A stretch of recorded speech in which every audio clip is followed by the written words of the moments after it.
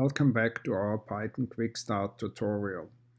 Today's video lecture will introduce concepts for looping, mainly for and while loops in Python.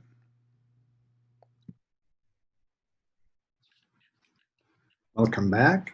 And once again, we are working on basic operations in Python. We talked a lot about data types. We spent a little bit looking at conditions and how to use them in an if condition. If conditions made the transitions for us to what's called flow control.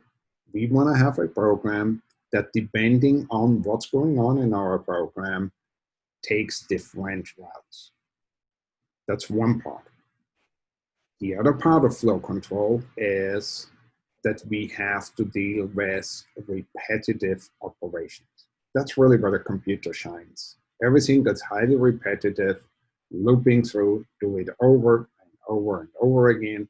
That's what's great for the computer. That's where we get bored as humans. So that's really the key. That's the last big part on the flow control. Looping. Looping typically says, go through a set of numbers, go through something, do it for 20 steps, 100 steps, a million steps, whatever. Do the same type of operations with maybe one variable changed or something. For those of you who are familiar with MATLAB, you know the typical saying, it's a loop, you loop over an index, and then you do things. MATLAB, Fortran, even a lot of C programmers do this. We start somewhere and we work to something. Python can do this, but Python's trying to teach us a different way of looping. And that's the most important part of today's lesson, is trying to change your mindset to understand the Python logic. And that works as follows. You have a list. Loop through every item in that list and do something with it. That's it. Always think for every item in a list. Okay, what's different? The MATLAB programmer says, for index from 1 to 27, do that. Python says, give me a list, and whatever's in that list works through that list. And if this list is a list of numbers 1, 2, 3 to 27, it's fine. But the list could be a list of names, a list of dictionaries that hold find element data, a list of sensor data that's coming from a database, whatever, for every item in that list. And that's what we see in the way how our code works. Remember, we created a list C. So I should possibly add here, just quick, if we've forgotten, what was C? We created in a previous session. We have a list with the entries 1, 2, 3, and -1 by now. A loop says for item, and that's a variable. It's just a name in a list. So this loop takes the first item in the list, puts it to X. The second item in the list puts it to X, and so forth. So if I execute it, it does one print command per item in the list. And if you remember, we had a tuple D. Oh, wait, D was not a tuple. What was D? That doesn't look right. So let's try to understand what's going on here. I put the line on top and say, what is D? Oh, D was a dictionary. So for X in D, what does this do? What do I get here for X? I get the keywords, name, age, height, and weight. So I got the keywords. So the same syntax, item in list. If it's a list or a tuple, I get the value. If it's a dictionary, I get a list of keys. So very easy to program with this. And let's look at a different way working this with strings. And let me break this into a separate line so we can discuss that easier. Remember, we had a string, and I actually put a new line character into this print in here. And now I say for item in string S. This is my string S. Print the item. What did this do? A string is a list of characters. And I already named it CH for character. But just to emphasize, it's just a variable. There's nothing different if I call it X or character. The only thing why I use character is I know it should be a character, so I like to make my code a bit more readable. And so while the generic term says for item in list, I say that for character and string, print the character. I can do a similar thing and look at a dictionary. And the dictionary I can use for a variable, and I put K for key in cross section. What was cross section? Again, as a reminder for everybody,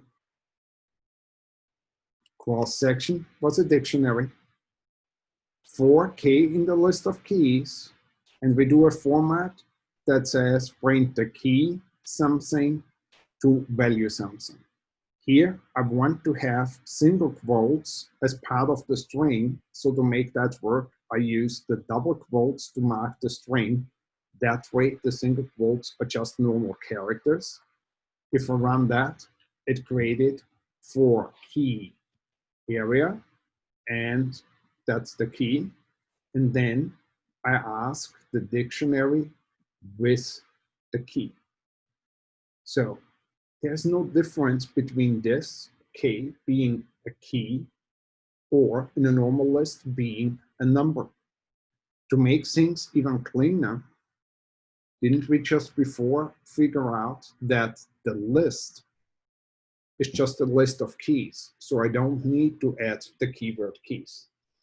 And I bring this example because the keyword key was present in older Python versions and is now actually deprecated in lists. And you may Google and find different versions in discussions. Just keep in mind that this form here is the more modern one. And of course, we can do similar things if you want a traditional loop, like a loop from 0 to 4. That's when we use the range command. Range 5 gives me all indices in a 5-element thing, so it gives me the numbers 0, 1, 2, 3, 4. But there is another thing that's often helpful, and that's conditional loops. We have to loop through things, but sometimes we want to skip an item. Think of you look through a list of inventory, but you're looking for a hammer. So if this doesn't look like a hammer, skip, you need to keep looking. Yeah, if it says that's a potato, I don't need to do anything. But if you find a hammer, possibly you should say, take this hammer and put it in the other box. Yeah. Next thing you find a screwdriver, say, ignore next. You're only looking for hammers. So you look through all the tools, but only if a certain condition is there, you want to do something. And an easy way of doing this is the continue statement. Let's look at this list, this loop, and think first what it's doing. So to show you what that list is doing, the first thing is I take this stuff out. It's just making a list I goes from 0 to 4, print I, 1, 2, 3, 4. If I go back to this example and says, if I is 2, continue, and I put this condition before the print. Continue means ignore anything else that's left in this loop body and go to the next index. So this simply skips 2. So if you look at the result, it did skip the print statement for 2.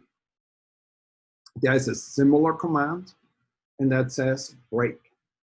The difference between break is, going back to my example, go through the toolbox, and if you find a hammer, grab it and bring it. That means you search until you pick a hammer, and then you stop. You don't search any further. So in this case, we say, we go the loop 0, 1, 2, 3, 4, 5, but once we hit 4, we break. That means jump out of the loop. You're done.